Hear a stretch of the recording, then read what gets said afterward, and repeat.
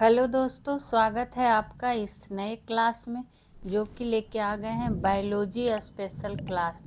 तो चलिए जानेंगे पहले प्रश्न को और विस्तार से करेंगे सारा सॉल्यूशन। वैचारिक रूप से तंत्रिका और अंतःस्रावी नियंत्रण के बीच मुख्य अंतर क्या है, ये आपसे पूछा जा रहा है और ऐसे प्रश्न आपके समझ में आने चाहिए। ये फैक्ट वाला क्वेश्चन है काफ़ी। ऑप्शन ए की बात करें तो संचार की गति और प्रकृति, बी है अंगों का आकार, सी है क्रिया की जगह, या डी है तंत्रिका नियंत्रण में हार्मोन की आवश्यकता नहीं होती। अगर हम मुख्य अंतर की बात करें तो ध्यान दीजिएगा, हो जाएगा संचार की गति और प्रकृति, जो हमसे प्रश्न पूछा गया उसका राइट आंसर। ठीक, चूँकि वैचारिक रूप से पूछा गया है कि तंत्रिका और अंतःस्रावी नियंत्रण के बीच। ठीक, वही बात करें तो तंत्रिका तंत्र की, तो ध्यान दीजिएगा तेज विद्युत आवेगों का क्या करता है, उपयोग करता है। विद्युत आवेगों का क्या करता है, उपयोग करता है। तंत्रिका नियंत्रण की जो गति है वो बहुत तेज होती है। बहुत तेज कहने का मतलब हो गया कि मिली सेकेंड में, समझिए किस सेकेंड में, तो मिली सेकेंड में। तो ये बात आपको ध्यान में होनी चाहिए। और अंतःस्रावी की बात करें तो दोनों के बीच मुख्य अंतर की बात आई थी। तो अंतःस्रावी तंत्र की बात करेंगे तो ये धीमा क्या हो जाएगा, ये धीमा हो जाएगा। धीमा हार्मोन का क्या लिख सकते हैं कि धीमा हार्मोन, यानी कि रासायनिक संदेशवाहक का उपयोग करता है। संदेशवाहक का उपयोग करता है। ठीक, और वो विद्युत आवेगों का उपयोग करता है जो कि तेज, यानी समझिए ये मौलिक शारीरिक अंतर है। और गति जो होगी इसकी, अंतःस्रावी तंत्र की अगर हम गति की बात करें तो अपेक्षाकृत धीमा, उसके अकॉर्डिंग अपेक्षाकृत क्या हो जाएगा, धीमा, यानी कि सेकेंड से मिनट या घंटे तक सोच लीजिए। और ये क्या था, मिली सेकेंड में।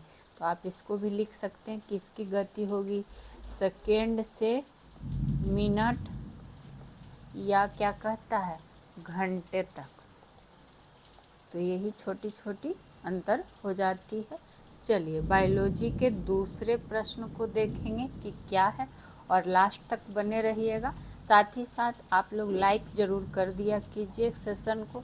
दूसरा नंबर प्रश्न आ चुका है, फेफड़ों की सुरक्षा किस संरचना द्वारा की जाती है, ये आपसे पूछा जा रहा है। ऑप्शन ए है रीब केज, जिसको पसलियों का ढांचा भी जाना जाता है, बी है डायाफ्राम, सी है प्लूरल तरल, और डी है अस्टर्नम। ठीक, तो अगर हम इसके आंसर की बात करें तो ध्यान दीजिएगा, ऑप्शन नंबर ए हो जाएगा, रीब केज जो है फेफड़ों की सुरक्षा इसी संरचना द्वारा की जाती है। यानी कि जो फेफड़ों और हृदय को घेरकर क्या करता है, सुरक्षा प्रदान करता है। वहीं अगर डायाफ्राम की बात करें तो ये एक क्या है, पेशीय झिल्ली है। कैसा झिल्ली है, तो पेशीय झिल्ली है, जो किसमें सहायक होता है, तो ये श्वसन में सहायक है। किसमें सहायक है, तो श्वसन में सहायक है, लेकिन सुरक्षा नहीं देता है। ठीक, वही बात करें प्लूरल तरल का, ऑप्शन नंबर सी की बात करें तो ध्यान रखिएगा कि ये फेफड़ों, एक एक बिंदु आपके लिए महत्वपूर्ण है, लिखते चलिएगा। फेफड़ों की झिल्लियों के बीच क्या करता है, घर्षण को कम करता है। घर्षण को कम करता है। सबका काम जान रहे हैं कि क्या किसका कार्य है। वहीं लास्ट ऑप्शन क्या था, अस्टर्नम। तो अस्टर्नम की बात करें तो ये पसली के बीच, इस तरह से लिखिएगा कि पसलियों के बीच क्या है, मध्य स्थित, मतलब पसलियों के बीच क्या है, एक स्थित हड्डी है, स्थित हड्डी है, लेकिन अकेले क्या करता है, पूर्ण सुरक्षा नहीं देता। तो ध्यान दीजिए कि कौन फेफड़ों की सुरक्षा किसके द्वारा दी जाती है, जिसको पसलियों का ढांचा भी कहा जाता है, वो हो जाएगा रिब केज। ठीक, चलिए तीसरे नंबर प्रश्न को देखेंगे। और जो भी बिहार शिक्षक भर्ती चाहे पीजीटी टीजीटी जो देने वाले हों, इस क्लास को पूरा जरूर देखा करें। तीसरा नंबर प्रश्न को देख लेते हैं। एंजाइम अपनी क्रिया में अत्यधिक विशिष्ट क्यों होते हैं, ये आपसे पूछा जा रहा है और बिल्कुल एनसीईआरटी बेस्ड है, तो एक भी प्रश्न छोड़ना नहीं है आपको। क्योंकि वे कठोर होते हैं और आकार नहीं बदलते हैं, ये कारण है। तो ये कारण क्या है, नहीं है। दूसरा है बी, क्योंकि ये वे फैटी एसिड से बने होते हैं इसलिए अत्यधिक विशिष्ट होते हैं, तो ये बात भी गलत दिया हुआ है। सी में है क्योंकि उनके सक्रिय स्थल केवल विशिष्ट सबस्ट्रेट को ही फिट करते हैं, तो ये बात क्या यहाँ पर दिया हुआ है, सही है। इसी के कारण एंजाइम अपनी क्रिया में अत्यधिक विशिष्ट होते हैं। ठीक, और चौथा था क्योंकि वे केवल उच्च तापमान पर काम करते हैं, तो ये भी सटीक आंसर नहीं दिया हुआ है। वहीं अगर बात करें और इसमें, तो एंजाइम क्या होते हैं, प्रोटीन अणु होते हैं। एंजाइम क्या होते हैं, प्रोटीन अणु होते हैं। और इनका जो क्या होता है, आकार की अगर हम बात करें तो त्रियामी आकार होता है। त्रिआमी आकार होता है, जिसमें क्या होता है, एक सक्रिय स्थल शामिल होता है। यहाँ देखिए सक्रिय स्थल का चर्चा भी आ गया। और एंजाइम क्या होता है, कठोर नहीं होता है, कठोर नहीं होता है। कौन, तो एंजाइम। ऑप्शन ए में देखिए क्या दे दिया था कि क्योंकि वे कठोर होते हैं, तो इसलिए आंसर नहीं हुआ। कठोर नहीं होते लेकिन कई मामूली रूप से क्या करते हैं, आकार बदलते हैं, आकार बदलते हैं। ध्यान दीजिएगा, आपको बेसिक जानकारी दी जा रही है एनसीईआरटी बेस्ड, ये नहीं कि रटा रटाया सिर्फ आपको प्रश्न कराया जाएगा। ठीक, तो ये बात आप इसमें बस ध्यान रख लीजिएगा। आगे की ओर चर्चा करते हैं चौथे नंबर प्रश्न पे। निम्नलिखित में से कौन सा रोग उसके कारक जीव से सही रूप में जोड़ा गया है। एक तरफ आपको रोग दिया हुआ है और उसका कारक आपको मिलान देखना है कि कौन सा सही है। ठीक, यही बात, चलिए चेक कर लेते हैं। ए में है टाइफाइड की बात है, क्या दिया है इसका जोड़ा में, प्लाज्मोडियम विवैक्स। ठीक, तो ये बात क्या दिया हुआ है, सही रूप से जोड़ा है, नहीं सही है, जिनको जानकारी होगी वो गलत कर लेंगे। तो ये क्या हो जाएगा, सही जोड़ा नहीं है। क्यों, क्योंकि यहाँ पर टाइफाइड दिया है। ठीक, और टाइफाइड जो होता है किसके कारण, इसका कारक जीव क्या होता है, तो साल्मोनेला टाइफी। काफ़ी सारे एग्जामों में ये पूछा जा चुका है प्रश्न, तो ध्यान दीजिएगा। तो यहाँ पर ये क्यों गलत जोड़ा हुआ समझ में आ गया।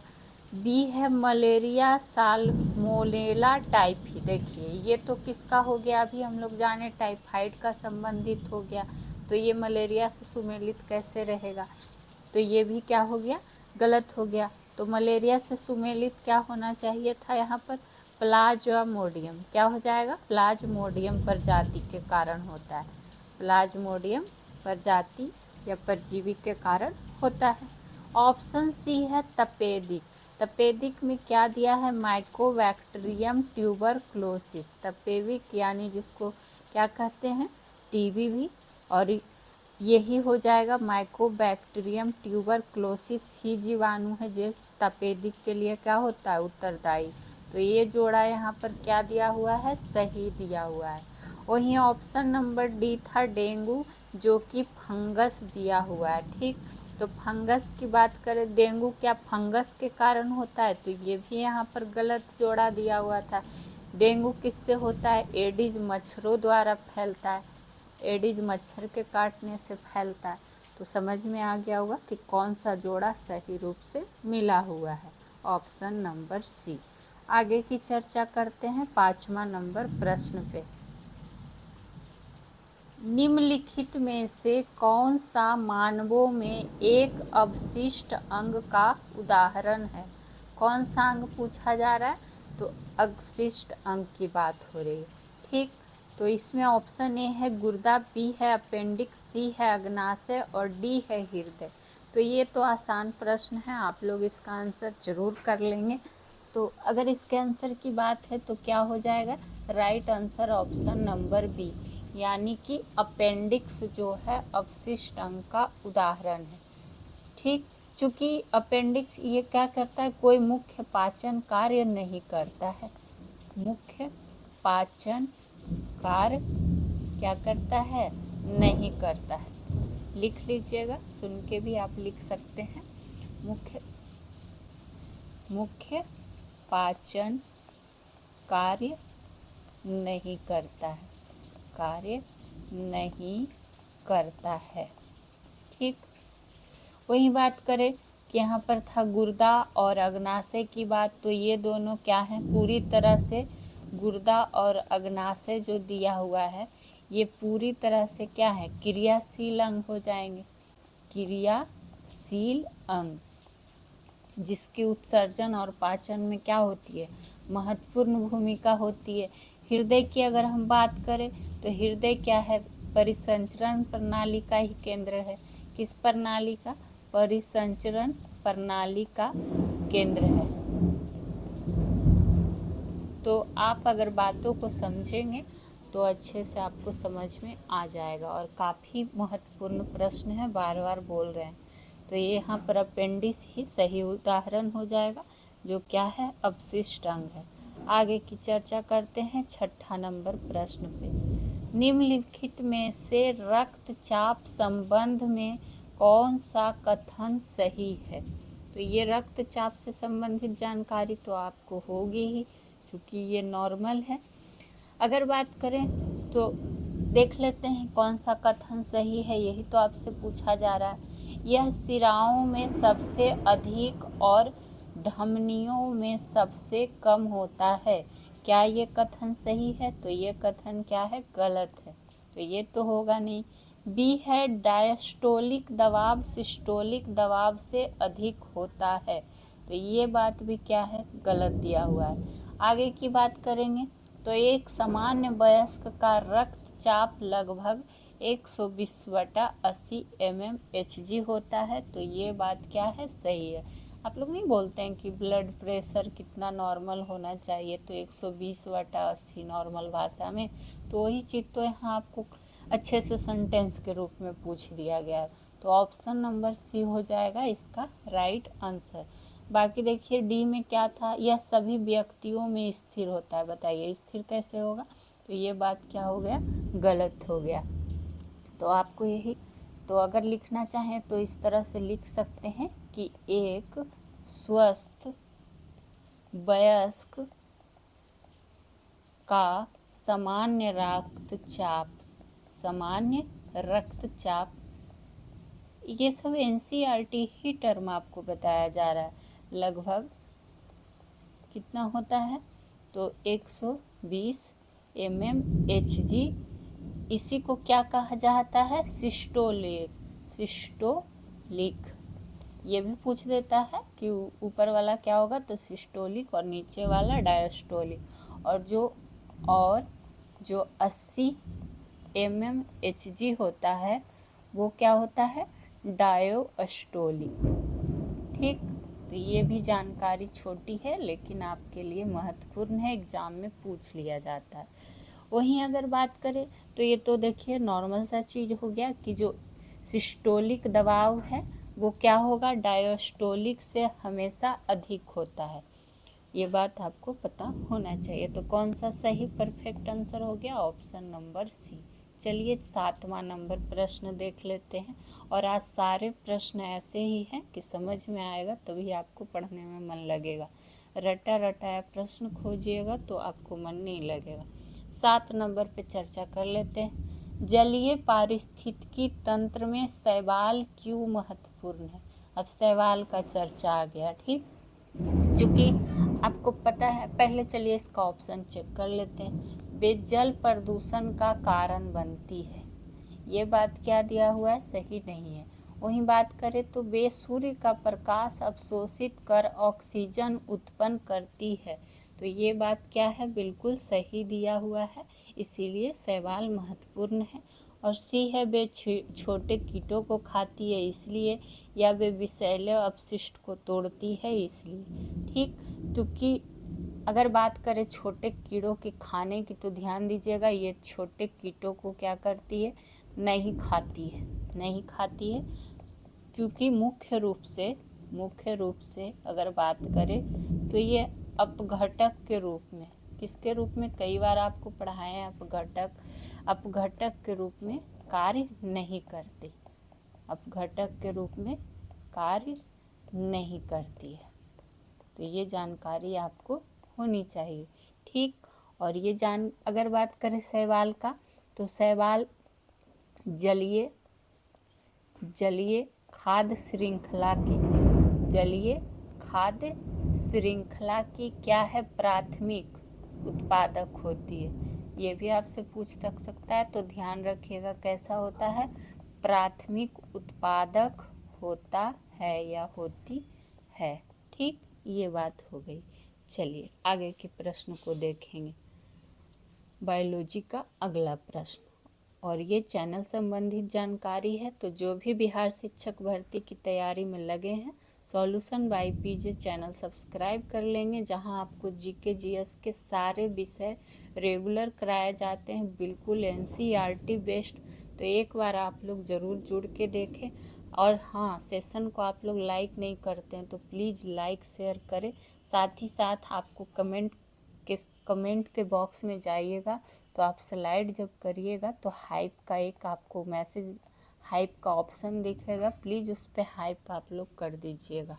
बस सपोर्ट चाहिए, और आप लोग को रेगुलर इसी तरह का महत्वपूर्ण प्रश्न और सॉल्यूशन मिलता रहेगा। तो ये चैनल संबंधित जानकारी है। कोई सुझाव रहे, कोई आपका प्रश्न हो तो कमेंट में ज़रूर बताएं। 8 नंबर प्रश्न देख लेते हैं, क्या है, कुछ पौधों में शरद ऋतु में पत्तियां क्यों झड़ती हैं, ये आपसे पूछा जा रहा है। तो क्यों झड़ती है, इसका आंसर हम जानेंगे, वो भी विस्तार से, लेकिन पहले सारे ऑप्शन को चेक कर लेते हैं। ए में है अधिक सूर्य अवशोषित करने के लिए, नहीं। बी है शुष्क या ठंडे मौसम में जल की हानि को कम करने के लिए, ये बात सही लग रहा है, लेकिन और भी ऑप्शन चेक कर लेते हैं कि इससे सटीक आंसर भी आगे मिलता है या नहीं। सी है नए फूल जल्दी विकसित करने के लिए, तो नहीं। डी है फलों को गिरने से बचाने के लिए, तो यहाँ पर जो उपयुक्त आंसर हो जाएगा, शुष्क या ठंडे मौसम में जल की हानि को कम करने के लिए शरद ऋतु में क्या होता है, पत्तियां झड़ता है। ठीक, तो इस तरह से आप चाहें तो लिख सकते हैं कि जल की उपलब्धता जो है कम हो जाती है शुष्क या ठंडा मौसम में, जल की उपलब्धता जो है वो कम हो जाती है, किसमें, तो शुष्क या ठंडे मौसम में, या फिर निम्न तापमान के कारण, निम्न तापमान के कारण क्या हो जाता है, जो अवशोषण है, अवशोषण वो सीमित हो जाता है, क्या हो जाता है, तो सीमित हो जाता है, सीमित हो जाता है। पेड़ पत्ती को गिरा के क्या करता है, बाष्पोत्सर्जन को कम करता है और जल को संचित रखता है। ठीक, और पत्तियों का झड़ना फलों की रक्षा या फिर क्या कहता है, फूलों से सीधे जुड़ा नहीं होता है, तो ये बात आपको ध्यान में रख लेना है, साथ ही साथ इसका आंसर भी। चलिए 8 से आगे बढ़ेंगे 9वें नंबर प्रश्न पे, और एक एक प्रश्न एनसीईआरटी बेस्ड है, नोट डाउन जरूर किया कीजिए। 9वां नंबर प्रश्न आ चुका है, श्वसन तंत्र के बारे में निम्न कथनों पर विचार करें कि कौन कथन सही है, आपसे सही है पूछा जा रहा है, तो उसके लिए हमें दोनों सेंटेंस को पढ़ना होगा। ए में है अल्वियोली फेफड़ों में गैस विनिमय का क्या है, प्राथमिक स्थल है। ये बात क्या दिया हुआ है, सही दिया हुआ है। तो 1 नंबर तो देखिए कहाँ कहाँ है, बी में 1 है ही नहीं, तो ये तो ऑप्शन इस तरह से हट गया। बाकी यहाँ दिया है ना तो 1, तो जब 1 हमें सही निकल गया तो ना तो 1 होगा नहीं, तो ये ऑप्शन भी क्या हो गया, कट हो गया। अभी बचा ए और सी, यही दोनों में से कोई आंसर होगा। दूसरा की बात करेंगे तो डायाफ्राम क्या है, श्वासोच्छ्वास के दौरान संकुचित होता है जिससे बछिए आयतन क्या होता है, घटता है, दिया है। तो ये क्या हो गया, गलत हो गया। तो 2 गलत हो गया, तो दोनों तो सही होगा नहीं, तो ऑप्शन नंबर ए हो जाएगा इसका राइट आंसर। क्यों गलत हुआ ये भी देखेंगे। और देखिए जो ऑप्शन मतलब कथन 1 जो है, तो आप उसमें इस तरह से लिख सकते हैं कि अल्वियोली गैस विनिमय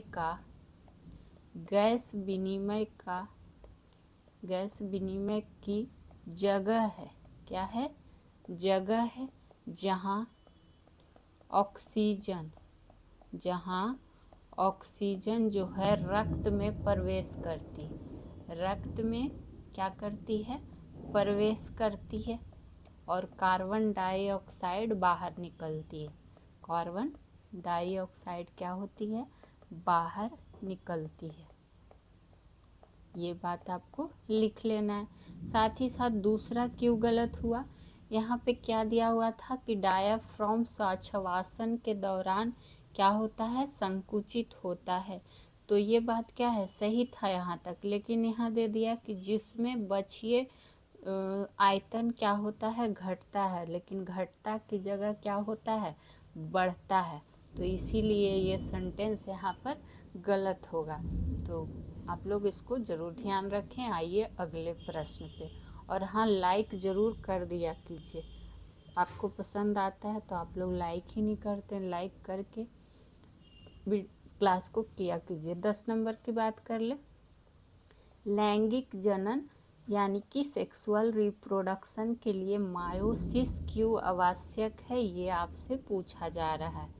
तो मायोसिस का चर्चा आ गया है, तो ध्यान दीजिएगा। यहाँ पर ऑप्शन ए है, यह कोशिका का आकार बढ़ाता है, बिल्कुल नहीं। जिसको पढ़ा रहेगा बेसिक अच्छे से वो उनको समझ में आ जाएगा। ऑप्शन बी है, यह ऊतकों की मरम्मत में मदद करता है, तो ये बात भी नहीं सही है। हालांकि आपको हम टॉपिक वाइज में ये सब पढ़ा चुके हैं। यह गुणसूत्रों की संख्या को क्या करता है, आधा करता है, तो यही बात क्या हो जाएगा, सही हो जाएगा। इसीलिए मायोसिस आवश्यक है लैंगिक जनन के लिए, ठीक। और यह कोशिका का आकार क्या करता है, नहीं बढ़ाता है। यहाँ देखिए दिया था ऑप्शन ए, आकार बढ़ाता है, इसीलिए ये गलत हो गया। और वो अगर बात करें, यहाँ था ऑप्शन बी में कि ऊतकों की मरम्मत में मदद करता है, तो आपको पता होना चाहिए कि ऊतकों की जो मरम्मत होता है, देखिए एक एक ऑप्शन आपको क्लियर करते हैं कि क्यों ये आंसर नहीं हुआ। तो ऊतकों की मरम्मत जो है ये माइटोसिस द्वारा होता है। किसके द्वारा होता है, माइटोसिस द्वारा होता है, ना कि मायोसिस द्वारा, ठीक। तो ये आप ध्यान इसमें रख सकते हैं। और सीधे बढ़ेंगे अगले प्रश्न पे।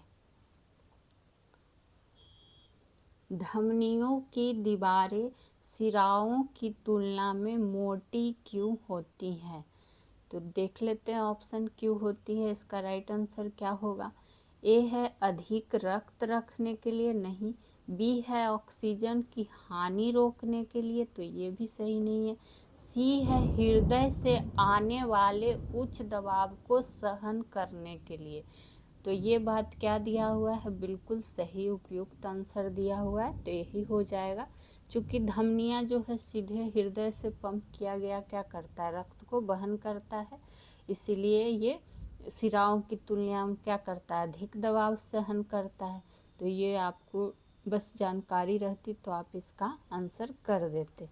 तो ऐसे प्रश्नों को बस आंसर देख लीजिए, बाकी कुछ इसमें रहेगा तो आगे कभी अच्छे से बताएंगे, इससे संबंधित प्रश्न आएगा तो 12 नंबर आ चुका है। और आज जो भी बायोलॉजी का ये क्लास है, टीजीटी पीजीटी जो भी हैं उनके लिए बिहार शिक्षक भर्ती में काफ़ी हेल्प करेगा।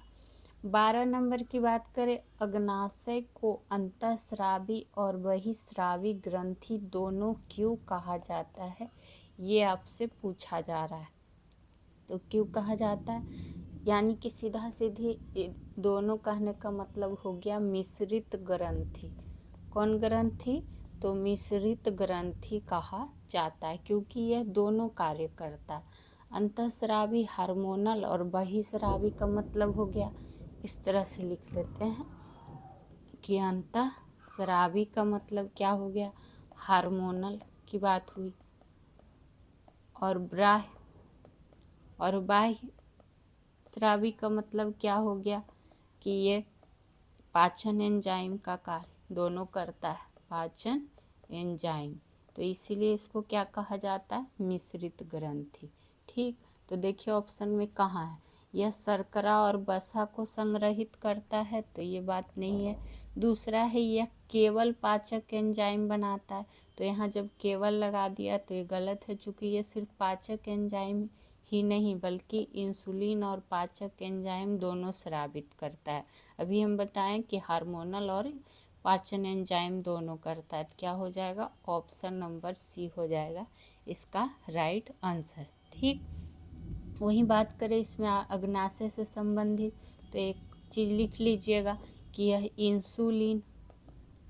इंसुलिन और क्या कहता है, ग्लूकागन जैसे क्या बनाता है, हार्मोन बनाता है, जैसे हार्मोन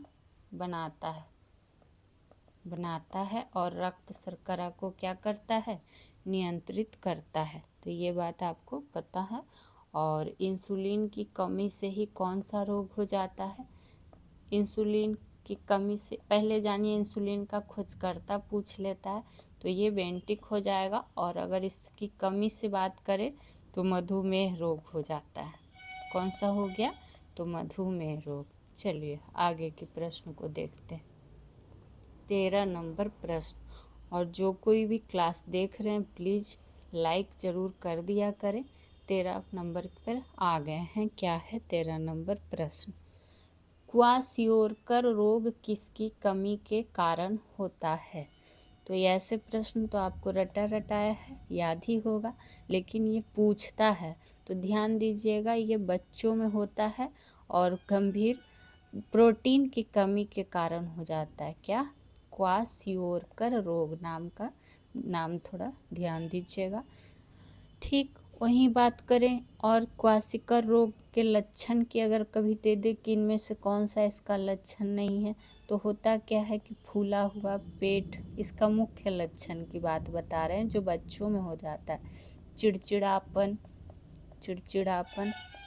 और क्या करता है, अवरुद्ध विकास होता है, यानी विकास में वृद्धि होना कम हो जाता है, अवरुद्ध विकास, ये सब इसका क्या है, लक्षण है इस रोग का।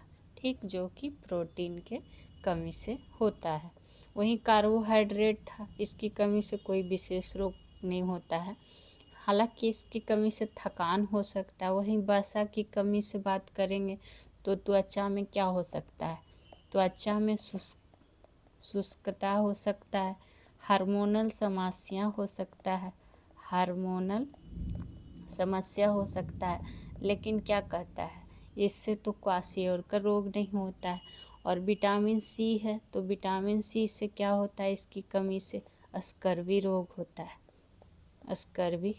होता है, मसूड़ों में खून आना, ये सब विटामिन सी की कमी से होता है।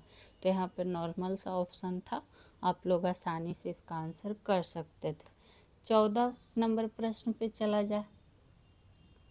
देखिए, जो भी कथन वाले प्रश्न जब आते हैं ना, तो उसको आप लोग खुद से स्टार मार्क कर लिया कीजिए, क्योंकि आजकल के सभी एग्जामों में भर भर के प्रश्न ये पूछा जा रहा है। ठीक है, 14 नंबर प्रश्न की अगर हम बात करें तो क्या है, बताइए। ये तो पेंसिल भाग रहा है, सीधा आ ही नहीं रहा, कोई बात नहीं, आप लोग क्वेश्चन पे ध्यान दीजिए। पशु उत्कों के संदर्भ में विचार करें सही कौन सा है, ये आपसे पूछ रहा है कि इनमें से कौन सा सही है। ठीक, तो ध्यान दीजिएगा, इनमें से पहले पढ़ना पड़ेगा। कथन एक है कार्डियक मांसपेशियां अनैच्छिक होती हैं। क्या दिया है कि कार्डियक मांसपेशियां अनैच्छिक होती है, तो क्या ये सही है? सही ही हमसे पूछा जा रहा है, तो ध्यान दीजिएगा ये सही है। तो 1 नंबर तो सही हो गया है। तो 1 कहाँ कहाँ है? सी में है और ए में है, तो यानी कि बी तो ख़त्म कहानी हो गया, ये ऑप्शन होगा नहीं। अब बाकी आगे चेक करना पड़ेगा। आगे क्या चेक करना है? लिगामेंट हड्डी को हड्डी से जोड़ते हैं, ये बात क्या है? सही। कई बार आपको लिखवाए भी है, बताए भी हैं कि हड्डी को हड्डी से कौन जोड़ता है, तो लिगामेंट। तो कथन 2 भी सही है। तो यहाँ देखिए, अभी तीसरा भी पढ़ लेते हैं क्या दिया हुआ है। एपिथीलियल ऊतक तंत्रिका आवेगों का क्या करते हैं? संचार करते हैं, जो कि क्या है? गलत दिया हुआ है। तो हमसे तो सही कथन पूछा जा रहा था, वो भी पशु ऊतक के संदर्भ में। तो 1 और 2 हो गया सही, यानी कि ऑप्शन नंबर ए होगा इसका राइट आंसर। और यहाँ पे जो था एपिथीलियल उत्तल तंत्रिक, ये आवेगों का संचार क्या करता है? नहीं करता है, तो इसीलिए ये गलत हो गया।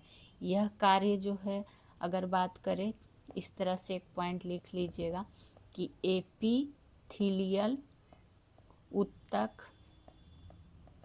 तंत्रिका आवेगों का संचार, आवेगों का जो संचार है वो किसका कार्य होता है? तो ये तंत्रिका ऊतक का कार्य होता है। किसका?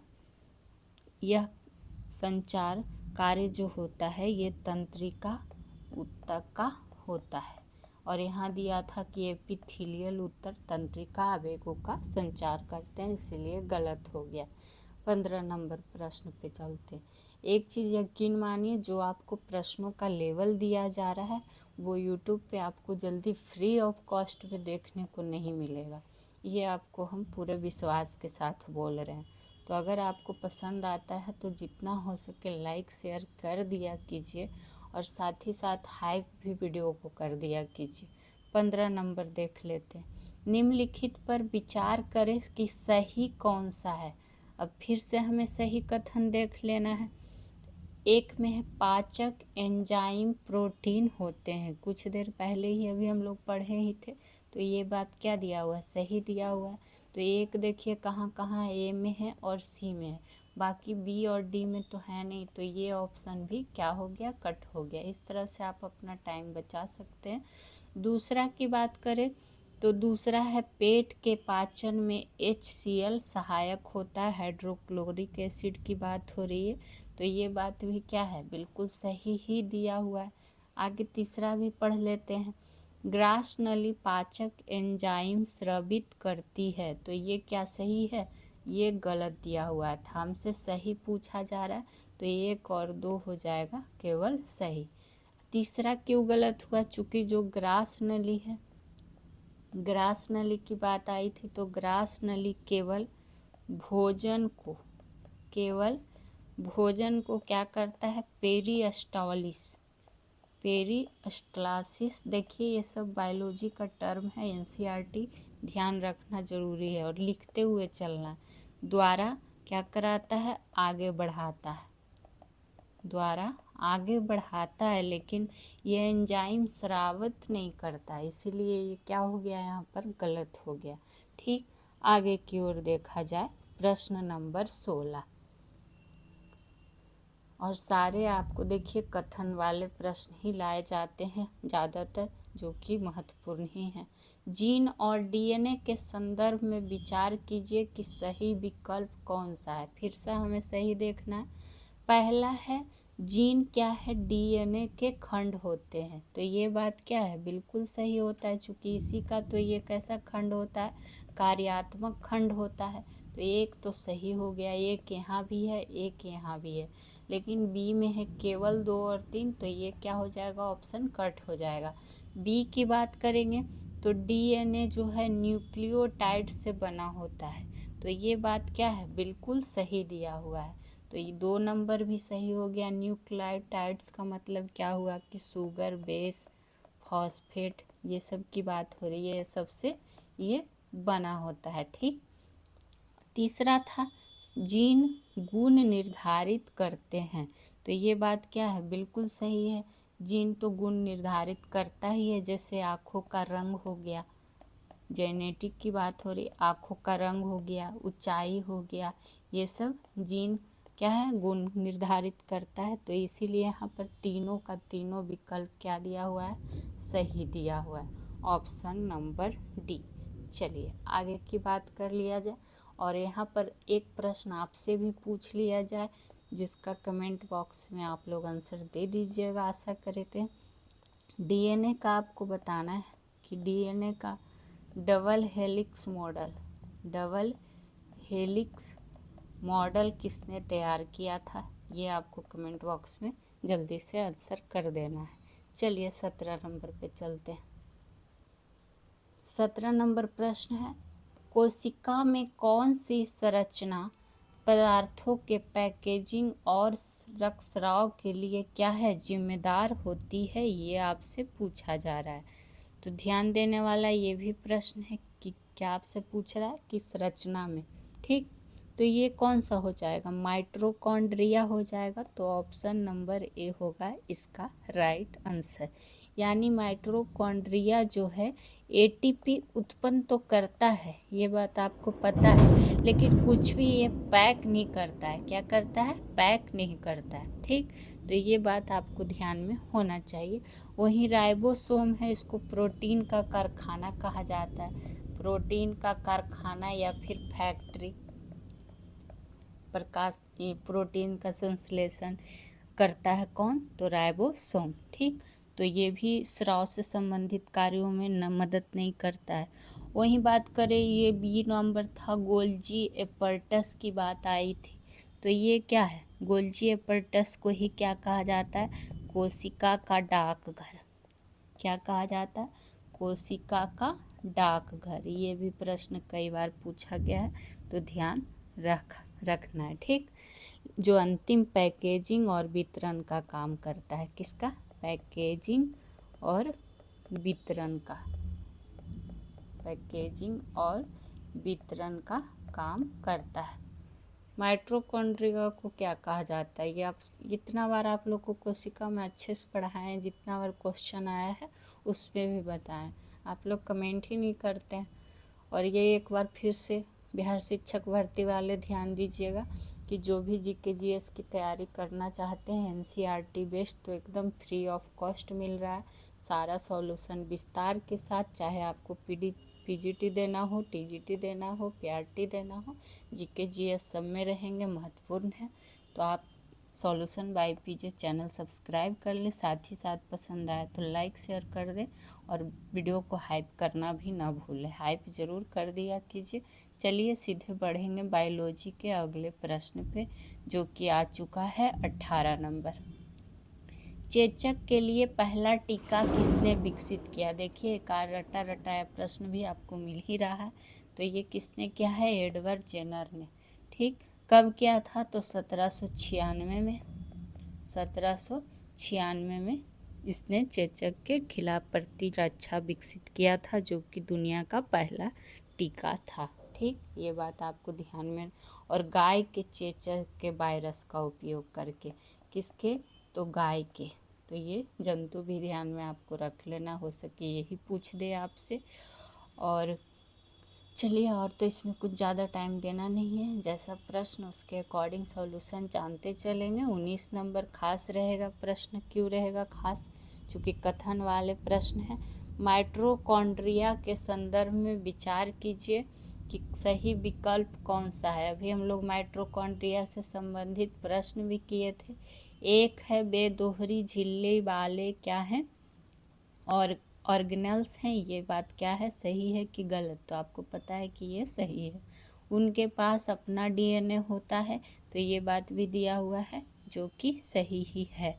तो दोनों, एक और दो क्या हो गया, सही हो गया। देखिए 1 2 है, 1 2 है, यहाँ केवल 2 3 है, तो ये ख़त्म हो गया। 3 भी हमें पढ़ना पड़ेगा, क्या है, वे प्रोटीन संश्लेषण करते हैं। तो अभी आपको बताए थे कि प्रोटीन संश्लेषण कौन करता है, तो ये राइबोसोम करता है।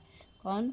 तो राइबोसोम। इसलिए ये यहाँ पर गलत दिया हुआ है, तो 1 और 2 सही हो गया, यानी केवल 1 और 2 ऑप्शन नंबर ए हो जाएगा। ठीक, चूँकि और ये बेदोहरी झिल्ली वाले ऑर्गेनेल्स से कहने का मतलब क्या हो गया कि माइटोकॉन्ड्रिया में जो होता है बाहरी और भीतरी झिल्ली होता है, बाहरी और भीतरी झिल्ली, तो दोनों हुआ ना, दोनों झिल्ली होता है, इसलिए ये क्या हो गया, सही हो गया। आगे के प्रश्न को देखेंगे। 20 नंबर प्रश्न, निम्नलिखित में से कौन सा युग्म गलत सुमेलित है। चलिए, बहुत देर बाद गलत खोजने के लिए मिला है, तो देख लेते हैं कि इसका क्या गलत सुमेल बैठाया हुआ है। 20 में ए है क्लोरोप्लास्ट। ठीक, तो क्लोरोप्लास्ट की अगर हम बात करें तो प्रकाश संश्लेषण से संबंधित है, तो ये बात क्या दिया हुआ है, सही दिया हुआ है, तो एक तो सही मिल गया। दूसरा है न्यूक्लियस। ठीक, तो आपको पता है कि कोशिका विभाजन में सेंट्रियोल्स यानी कि पशु कोशिका में और न्यूक्लियस शामिल होते हैं, तो आनुवांशिकता से क्या ये संबंधित है, तो ये बात भी क्या है यहाँ पर सही है। तीसरा है राइबोसोम जो कि प्रोटीन संश्लेषण, तो ये भी सही है, लेकिन ऑप्शन डी देखिए माइटोकॉन्ड्रिया दे दिया है कोशिका विभाजन से संबंधित, तो ये क्या दिया हुआ है, गलत जोड़ा दे दिया है, क्योंकि ये ऊर्जा उत्पादन के लिए होता है। किसके लिए होता है, ऊर्जा उत्पादन के लिए। बाकी तीनों सही था, हमसे गलत ही मिलान करने वाला पूछा जा रहा था। चलिए आज के क्लास के अंतिम प्रश्न को भी देख लेते हैं। कोशिका झिल्ली को अर्धपरागम्य क्यों कहा जाता है, ये आपसे पूछा जा रहा है। तो क्यों कहा जाता है बात करें तो यह सभी पदार्थों को रोक देता है, ये होगा, या फिर केवल पानी को अंदर जाने देती है। सी, यह कुछ पदार्थों को अंदर जाने देती है और अन्य को रोकती है, तो यही बात है कि यह कुछ पदार्थों को अंदर जाने देती है तथा अन्य को रोकती है, इसीलिए इसको अर्धपरागम्य, अर्ध का मतलब क्या हुआ, आधा, और यहाँ कोशिका झिल्ली की ही बात हो रही थी, तो इसीलिए इसका राइट आंसर हो गया ऑप्शन नंबर सी। ठीक, तो यही तो हमसे पूछा जा रहा था। तो आज की क्लास कैसी लगी बताइएगा ज़रूर। बाकी मिलेंगे अगले क्लास में, तो सॉल्यूशन बाय पीजे सब्सक्राइब कर ले, साथ ही साथ लाइक शेयर भी कर दें। चलिए मिलते हैं अगले क्लास में। Thank you.